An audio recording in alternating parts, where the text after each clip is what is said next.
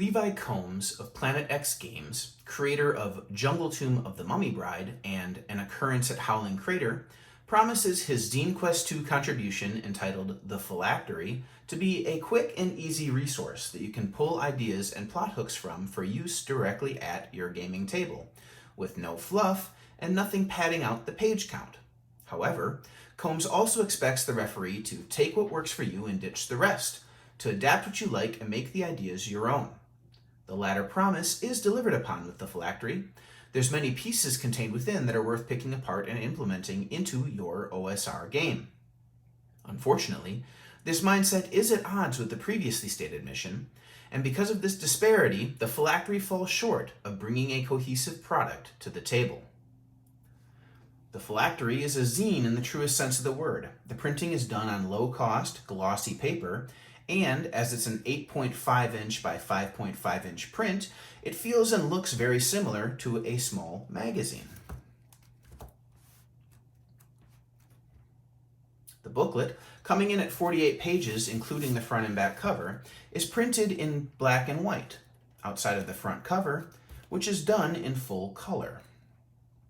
While the raw page count is high, how well is the space utilized? The rear of the zine is an ad for a future edition of the Phylactery, with no estimated publication date, nor any data on where to get more information on how to buy the next issue. Both sides of the last page is a copy of the Open Gaming License. The rear inside cover appears to be unused concept art. The front inside cover contains credits and more OGL information, and the first page of the zine contains thoughts from the author and a list of dedications. While the remaining 41 pages contain many full-page images, and the bestiary font spacing does eat up space, there is still plenty of content within the booklet.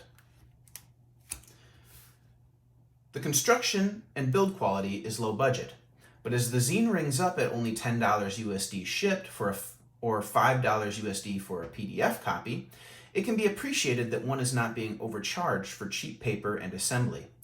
It's clear what was important in the design philosophy of the Phylactery was the ideas it contained. The whole production has a very homegrown quality to it. That said, a little more care into the structural integrity of the zine would have been appreciated, as even with minimal time spent with it, one can see the staples beginning to wear through the paper. It will not last forever. The zine does lie flat on a table or in one's hand while reading it, and slightly bending the pages while flipping through the zine has no ill effect on the booklet. The content within the Phylactery appears to be written for first edition Dungeons & Dragons. However, nowhere is it specified exactly what systems Combs was designing for. Overall, there is quite the eclectic mix of material the referee can choose from. Setting pieces, bits of lore, NPCs, magical weapons and items, potions, a spell, a dungeon, a key to island,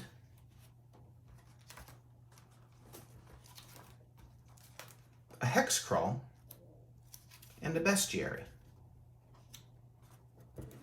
Much of the material appears to be pulled from the author's own homebrew setting.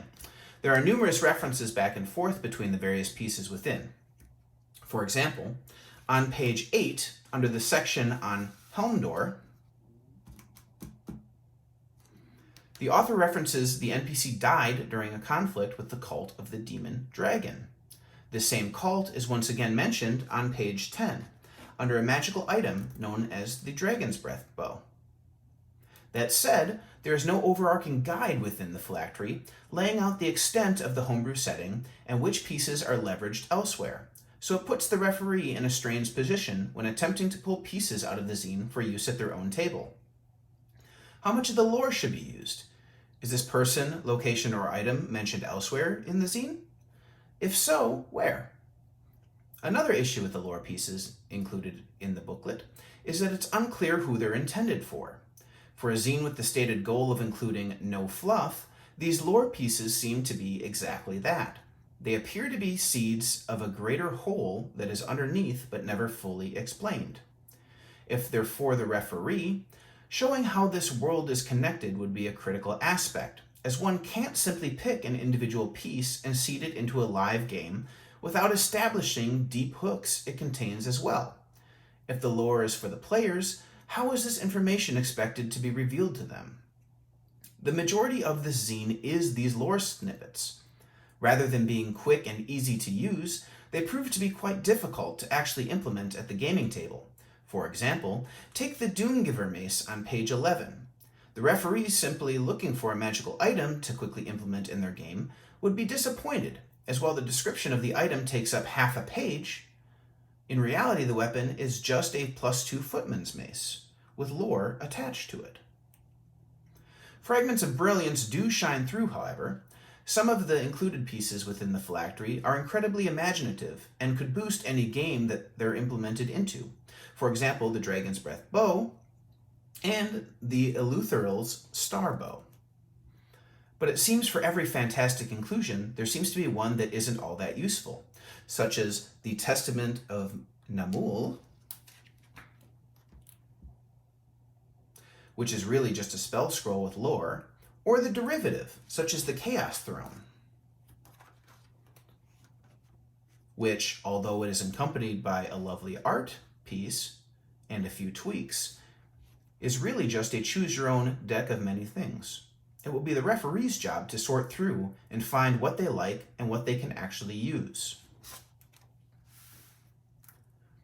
The major usability issues with the Phylactery is how intertwined the lore is with the previous inclusions within the zine.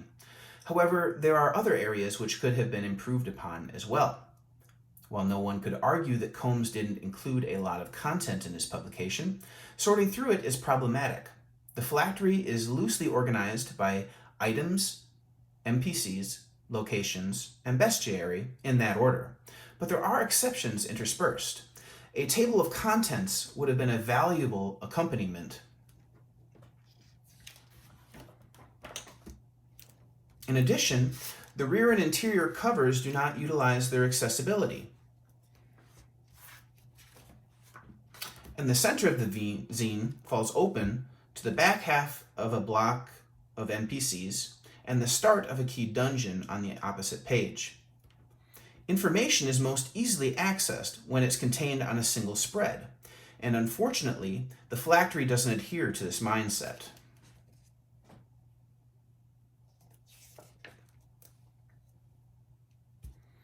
Finally, the keyed locations in the zine don't stick to a consistent style on the location of their corresponding map.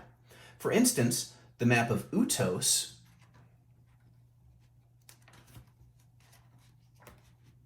is at the beginning of the key descriptions, while the Fungal Grotto and Grindhouse maps are located at the end of their respective keys.